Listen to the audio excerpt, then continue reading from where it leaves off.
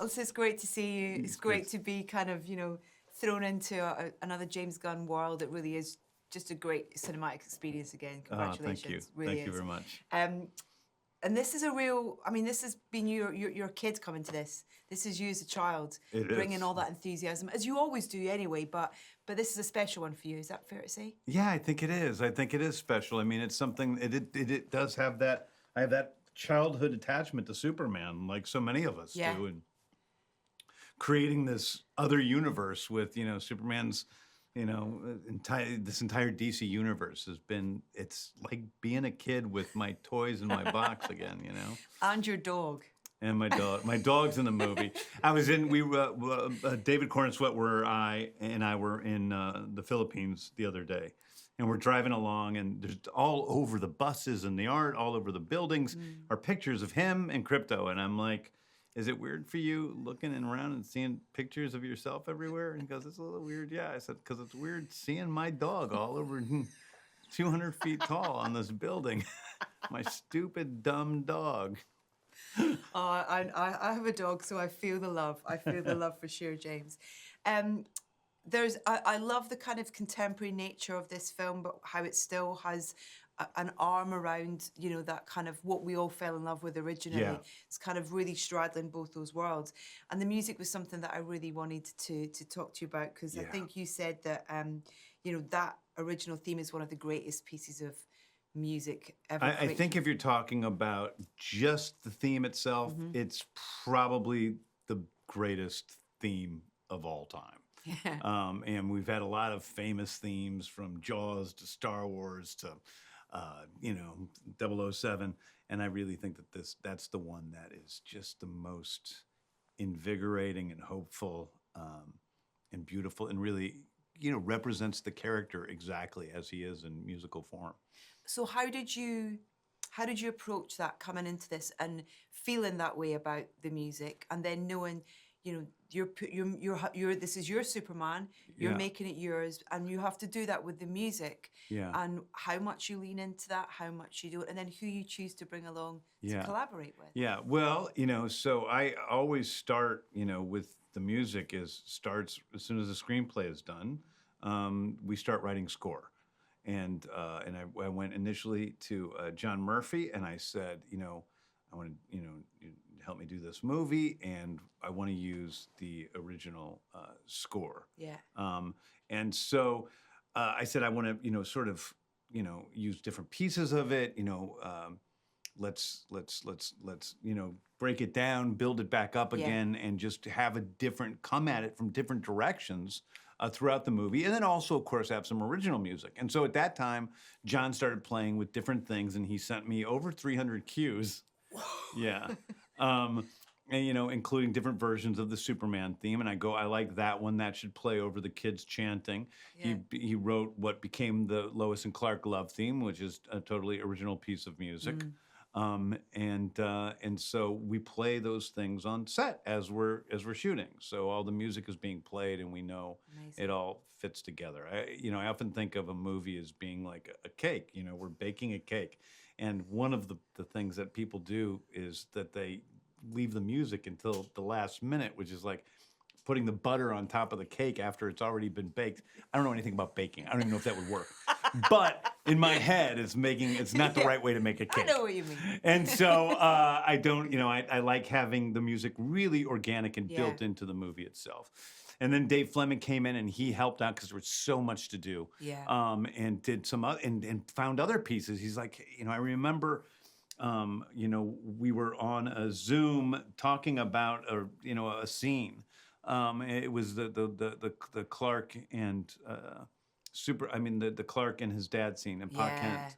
And he's like, there's this other piece of the original Williams score that isn't used as much, but it's so beautiful. And he started playing just those few notes. And I like literally, he was playing it on the Zoom, and I started crying. And I'm like, oh my God, that's so beautiful. And that's actually the piece that plays over that scene. It plays at the beginning when he's flying towards us. Yeah. And it's and he had a whole other way of coming at it. And so I had these two just miraculously gifted, musicians who also, I mean, one of the things is that, you know, when you deal with composers, they're often precious. Like, they're often like, well, I don't, you know, yeah, sure, I'll have a hint of the John Williams theme in this scene. Yeah. But these guys were both embraced it. You know, Beautiful. they embraced Yeah. using, you know, John's themes, which was great. Well, because it's like you say about how that piece of music on a Zoom made you, you know, connected with an emotion that you couldn't control. Yeah. That's what that theme does for us. You know, for those of us who are old enough to Yeah. have been through that originally, we have that connection. And then what you've kind of done is you've almost just kind of like sharing it with this new generation of fans, so they also kind of feel the power of that as well in the Yeah. storytelling, because it's so important to it. It is, and it's great to think that, you know, there's people, you know, you can come at it from just the part that it's a beautiful piece of music, Yeah. which children will come and be able to enjoy the music without knowing anything Yeah. about it, and then the, you know, older people will be able to come and enjoy, you know, because of its connection to the past. And I think that's what the movie is. You know, the movie is, it's completely looking forward. It's a completely about now. It's about today. It's a different Superman, but it's also connected to all the different iterations of Superman throughout the years. Yeah. Not just in media, or not just in, you know, television and film, but in, you know, comic books and radio serials and, you know, movie serials from the past. He's just been represented in so many different ways that I think of the movie as a collaboration between me and all of the people that came before me. Yeah. It's just a beautiful idea to think of kind of kids running around with a red cape on again. Yeah. Do you know what I mean? I'm I feel already like seeing it. I It's feel so like we've cool. missed him. Yeah, yeah, I know. And it's just, he's such a good and hopeful character who is really looking out for anyone. And it's just, people are thirsty for that. Yeah. I think that's one of the reasons why people have been so attracted to the movie, why it's gotten such, you know, excitement built up around it. It's because people want somebody good. Yeah. And it's everybody's always ironic, and Superman's not ironic. He's earnest. Yeah. And that's okay. Yeah. The casting is phenomenal. I wanted just to mention the casting of Lois in particular, Yeah. and Rachel, because I think, like, for me, that original Lois was unbeknown to me at the time, was definitely a kind of like influence Yes. in terms of kind of how strong she was and Yeah. how kind of, you know, she had a mission and she was going to accomplish it, and she was curious and Yeah. She's peeling- throwing herself off buildings so that Superman can catch her. exactly. Yeah, And I feel like you've really, like, Rachel does her version of that, but still has that kind of like real strength yeah. that I felt in that original. I think that was important. I mean, you know, you start with the question, you know, what if Superman was real? So if Superman was real, what would his relationship to the government be like? We examine that. What would his relationship be like to, you know, the love interest in his life, which is Lois Lane? And then through that, we sort of then all of a sudden start to tell Lois's story. You know, Lois, she has to be an equal and opposite force to Superman. And the thing that is different about this Lois is she has the Superman on his back foot a lot. I mean, he opens the door to her questions, and then she is in there relentlessly in pursuit of the truth, which she can't help herself. And it's a scene, you know, when it first happens, about their relationship. It's about who they are as people. It's about each of their really, truly their very intimate belief systems. Yeah. And how they're the same and how they're different. They're very different. Yeah.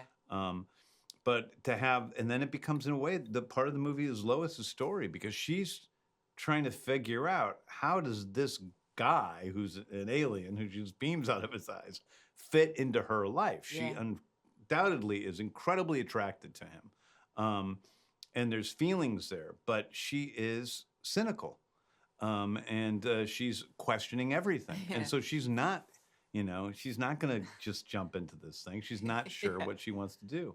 And it's a part of their relationship we don't really see expressed very often in any media. Yeah. And so that was fun to break down. And Nicholas Hoult, oh my God, he's so, you know, when you, like, when a villain is played so brilliantly that you almost kind of want to get into the screen and kind of, he's so good in this. He is, yeah. It's almost like that kind of, like, you know, that kid at school who would kind of bully you, or kind of like, it's got that sort of where they don't listen to any reason. There's no kind of like getting through to them in any way, shape or form. Yeah. He's this stoic thing, and it's like, oh, he's so brilliant. I Such mean, I great relate casting. to Lex. I mean, Lex is he doesn't want to be replaced. And so he is, he's been probably considered the greatest guy in the world. He's done great things for humanity. He's an incredibly intelligent scientist, Yeah. and so all of a sudden he's faced with, I'm about to sneeze. Look at the light. Do you want to sneeze? No, I'm good. Okay. I'm good. Looking at the light was a good idea. No, you can't see. Sorry. Yeah, now I'm blinded.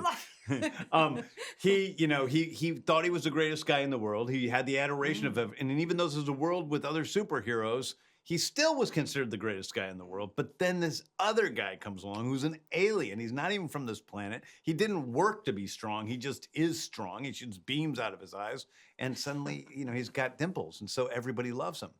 And that is it. It's so infuriating, and I can understand it.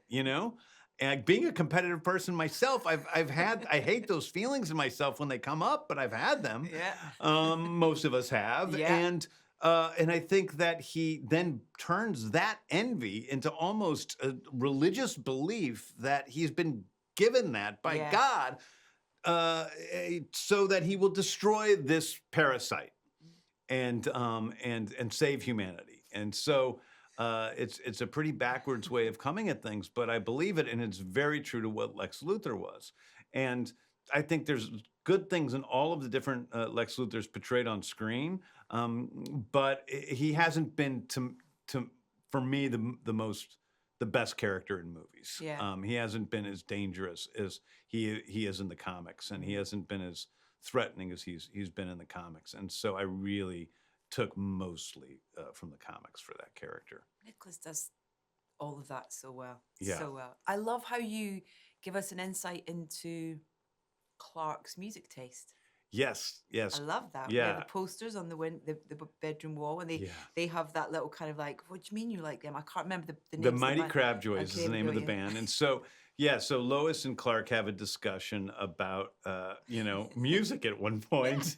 And Lois was a kid who was raised on punk rock. That's what she listened to. She's probably a little skater punk and listened to actual real punk rock. Well, Clark thinks he's punk rock, but he listens to what is essentially pop punk. Blink 182, right? So it's like, and I like Blink 182, but as a punk rock kid, also they got, they were considered, kind of sellouty. Yeah. And that's the kind of music he likes. He names the bands, the Mighty Crabjoys, the PODs, and whatever the other one is. And so that's a difference between them. And there's this wonderful moment where I find it's actually, to me, maybe the most touching moment in the movie, where Lois is with Clark as he's trying to recuperate on the bed with his parents. And his parents are being so loving towards him, and she's looking around the room, and she sees his little awards and things like that. And then she sees his Mighty Crabjoys poster, and it's like, for me, seeing into Lois for a minute, she's like, it's like, why would I care? What does it matter? Yeah. Music is for everyone, and there is no right way to listen to music. There is no right music. It's like he loves this band, and that's sweet. And then she looks over and she says his parents caressing his head. And I think in that moment, for me, it's in a way the most important moment for Lois in the movie, because she realizes that Clark just comes from a different place than her. Yeah. And all of his beliefs are rooted in the fact that he has a loving home. And it's very different than her home. And we don't get into that in any way. But she's an army brat, and she has a very hard father, and she has a much tougher life. Yeah. And he's just given such unconditional love by these loving Kansas farmers that it's created a different set of looking, a different way of looking at at life. It's all those kind of little sort of details and stuff, like creating band posters for this band that he likes, on the choices that you've made in everything from the fabric of his costume to the colouring of the S, all those kind of little things, but mean a lot. Everything's meaningful. By the way, did you hear the Mighty Crabjoys song at the end of the movie? Is that what it is? That's it's the Mighty Crabjoys theme song, and I wrote that with Eric Nolly from Foxy Shazam. No way! Yes, and so and the other funny thing is in the Mighty Crabjoys poster is Peter Safran's daughter Lulu, Okay. and my godson Mason, who just happened to be on set. And I'm like, "Do you want to be? We're going to go shoot this band poster. Do you want to be in this band?" He's 16 years old. He's like, "Okay." So they went and they took him, and then we had these two guys from this punk band in Atlanta that were really nice guys, and so that's who the poster is. But Lulu actually sings on the song that Eric and I wrote. Yeah, and so that's the Mighty Crabjoys theme song. Have you written loads of music before? I have, yeah. I mean, I played in bands and always wrote music, and so then I wrote songs for, like going back to Scooby Doo, and I wrote music, for. Guardians 2, with Tyler Bates, and then with Rhett Miller for the Guardians of the Galaxy Christmas special. We had a top 14 hit with the Guardians stuff. We need a live performance of this closing track from Superman. Surely you need to at some kind of premiere. We need the we need the band back. Well, Foxy Shazam's my favorite band anywhere, and so I think we might have a performance coming up, but I can't talk too much about it. Yeah. That's so cool. And just before we finish, locations and things as well are so striking in the film, especially that opening piece, of where we find kind of Superman battered. But in terms of you trying to, as much as you can, kind of have that kind of texture nature of real places and stuff, how important was that to you in kind of filming this? As much on kind of location as you could. It was. I mean, it was really important, and what was equally important was being able to have these really grounded places and create a new farmhouse because I grew up, in what was now it's very suburban, but as a kid it was rural Missouri, and so I grew up with the cornfields around my house and horses around my house, and the farms that I grew up around did not look like these picturesque, beautiful farmhouses that you usually see in Superman movies. They were, this converted double-wide trailers that were, very well taken care of, but they were, not as elaborate as that. And so I wanted to create these real locations, and then that's, contrasted with, of course, a pocket universe and the fun of jumping back from these very grounded and gritty places to these, incredibly insane places is I think part of the fun of the movie, of keeping it alive. Is there from the original Superman, as that kid, is there a location that really sticks out for you? Because for me, it's the kind of fault line moments, In terms of that kind of landscape that you get to see as well. It's kind of like, I wonder if there was anything that you wanted to kind of try to pull through aesthetically from that to the, from that first film into yours? I think that for me, it was mostly the Daily Planet was my favorite location. It was also the most fun to shoot. That gang was really fun. Michaela's one of my best friends in the world, who plays Cat Grant, and Beck is so funny, and Skylar is so funny, that we had such a great time shooting that stuff. But to create that sort of Art Deco feeling, that was always present in most iterations of Metropolis, and that we found in Cleveland, Ohio. Although the interior of the Daily Planet is shot outside of Macon County, Georgia, in like the Harriet Tubman Museum, which is like an old train station. And then we built all the desks and everything, and we built an outside so that it looks like it's on a top floor, but it's really just on the ground. And so that was a really great. That location was great. But of course, then you walk into the Fortress of Solitude, which we built this incredibly huge set. With moving chairs and all this computer stuff, and that was magical. I mean, as a kid who loved the Superman growing up, loved the Fortress of Solitude is really, really well done in those original Donner films. So walking onto that set was magical. Last question. You get to put the cape on. You get to be in the scene of any. You get to be Superman in any scene. Across any of the films. What scene are you being Superman in? Well, I would like to be floating up and kissing my wife at the end of this movie, although that's a spoiler, sort of. That would be pretty cool. I love that. Especially because I'm on tour and I miss her so much. So, well, James, I hope you get to go home soon and fly together. And congratulations on this film. It's great to chat to you about it. Thank you.